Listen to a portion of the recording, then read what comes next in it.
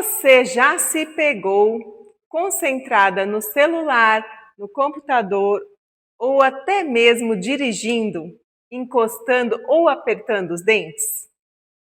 Mesmo que seja de leve, assim, ó. Pois esse é um hábito que está errado na sua vida. Pode parecer um detalhe bobo, mas os nossos dentes só devem se encostar na hora de mastigar. Fora isso, eles precisam de espaço, de liberdade. Ficar trabalhando com a boca o dia todo gera um cansaço muscular enorme, gera um cansaço na cervical, nos ombros, uma dor de cabeça, uma musculatura cansada.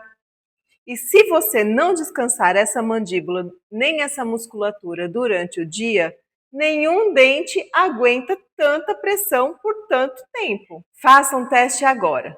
Solte os ombros, desencoste os dentes e veja se você sente a diferença. Se foi difícil para você se manter dessa forma, vamos conversar. No próximo vídeo eu vou mostrar para vocês um exercício facinho que vai te ajudar bastante.